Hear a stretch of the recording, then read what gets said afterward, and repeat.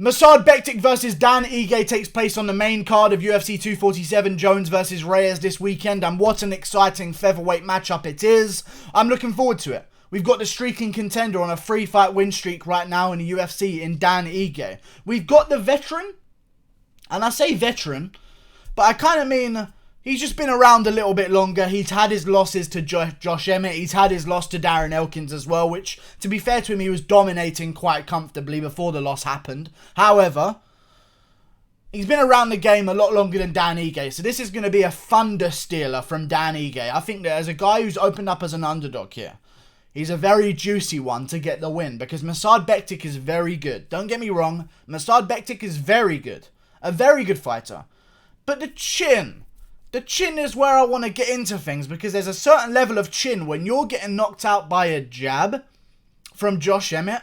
I criticised Todd Duffy, the guy that he fought, for getting knocked out by a jab, and that's at heavyweight. I thought, oh, his chin's done. Can't take a jab from a heavyweight.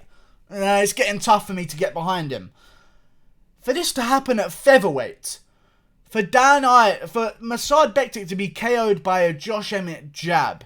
Don't get me wrong, Josh Emmett's a powerful guy, but even if you watch the jab, it didn't even have Josh Emmett's weight behind it, and he sank to the canvas. Tough to get behind. Mirsad Bektic in this instance right now, coming off that loss, really tough to get behind, because what that tells me when you get KO'd like that is that it's happened in the gym. Okay? That's what that tells me. You don't ever get dinked like that from a jab on the chin and go down and cover up immediately like that unless you've been KO'd multiple times in the gym. I trust TriStar to a level, but I feel like there's no way that should have happened. And maybe there's no way that Mirsad Bektic should have even been in the cage. First of all, we're going to talk about that as well. Activity on the side of Dan Ige. Okay? I like saying Ige. I'm going to keep saying Ige even though that's not how you pronounce his name, because I have to manually think about Ige. So I'm going to say Ige. Dan Ige. It's not something you see with him. Very active. I mean, if you look at the record since 2017, he wasn't even in the UFC. He won 3 times in 2017, twice in 2018, but fought 3 times. And now he's fought twice in 2019 as well against better competition. And you look at Mirsad Bektic's career, the amount of pullouts and injuries that have held Mirsad Bektic back, I feel like that's really going to come into effect. And Dan Ige is going to take it. I really think so. I mean, you look at 2017 was 4 fights ago for Mirsad Bektic. 2017 here was 8 fights ago for Dan Ige. I feel like the youth is definitely going to be there. And in terms of youth, I'm not talking about age-wise. I'm talking about damage-taking-wise. Who's been at the top of the game longer. I mean, Dan Ige just lost a decision to Julio Arce, but Julio Arce is no slouch. Just went to a split decision with Hakeem Dawodu in his last fight. That's not a bad loss to have in your UFC debut. I can take note of that. It's a UFC debut. Maybe at the time I would have said, he's not ready. But now that we saw Julio Arce give Hakeem Dawodu a real tough fight and a real close fight, I'm liking Dan Ige's chances. And I think Dan Ige is liking his chances as well. 4-fight win streak. Beats Mike Santiago. Not much, but it's a win. Not the best win, but it's a win nevertheless. Then he beats Jordan Griffin. Not the best win again, but, a win nevertheless. Then he beats Danny Henry. Not the best win in the world, okay? But a win nevertheless. And a guy who has a win over Hakeem Dawodu, Daniel Tamer. Like Danny Henry from Scotland. I mean, he's a bit of a savage himself. So for Dan Ige to beat him. And this was a Danny Henry that was on a 2-fight win streak in the UFC. I don't know. I think Dan Ige is going to take this one. I think he's going to take it quite comfortably. I obviously know that there's a grappling advantage for Mirsad Bektic, but, however, his name is fucking me up. Bektic. Fuck's sake, man. Really pissing me off. But I like Dan Ige's wins, especially, and I'll get to this one now. We've spoken about his other wins, but his most recent one against Kevin Aguilar was a wonderful win to have on his career, because before that, no one was beating Kevin Aguilar. Okay, he was on a 2-fight win streak in the UFC, much like Danny Henry, but this guy was 17-1, just coming into his prime, a dangerous, dangerous man who's taking on Zubaira Tukhugov next, and I think he's going to win that fight as well. And Dan Ige just beat him. And Mirsad Bektic's coming off a KO loss from a jab. And before that, he won a split decision against Ricardo Lamas. If I put Dan Ige in there against Ricardo Lamas right now, I think he'd absolutely destroy him. Calvin Kattar, he's a special thing at the featherweight division. Destroys Ricardo Lamas. Holloway, special thing at the featherweight division. Walks through Ricardo Lamas and makes it look easy over 3 rounds. Mirsad Bektic gets a split decision and barely scrapes by.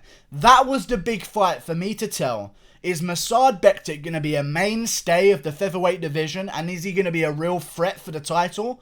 Or is he just going to be one of these guys that floats around the rankings? That's what that fight was going to tell me. He fought Ricardo Lamas, went to a split decision. It wasn't fun. And I know he was basically beating Darren Elkins for 3 rounds, but then lost. I accept that, but even then I look at his other wins in the UFC and I don't rate them whatsoever. Chaz Skelly is decent, don't get me wrong. He's not the best, and you won a majority decision over him. Then you beat Paul Redmond. I'm going to start sounding like fucking Usman in a second. Who? Lucas Martins. Who? Russell Doheny. Who? Godfredo Castro. Okay. I don't know these people. I can't get behind him. Mirsad Bektic is a very good fighter. I understand why he opened as the favourite. However, I'm definitely going to go with Dan Ige getting the upset. I feel like the momentum is thoroughly on his side, being on a 4-fight win streak right now. And Mirsad Bektic's maybe coming to the end of his career, which sounds crazy to me. Okay? It sounds very crazy to me to say that when a guy who's 28 years of age, but he's been around for a long time. He's had so many injuries in his past. He just got KO'd by a jab. It's tough, man. It's tough to get behind him at this point.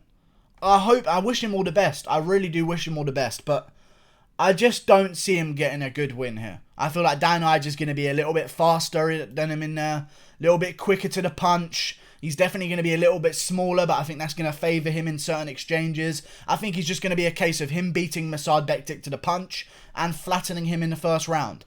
I'm predicting a finish for Dan Ige, which is tough to do because recently in the UFC he hasn't had many of them. But I think I've got this one. I think he's going to go out there and be way too quick, put the pressure on Mirsad Bektic, who has had a bit of a layoff, and since he's coming off a KO loss. You've got Mirsad Bektic coming off a KO loss. Hasn't fought in a very long time.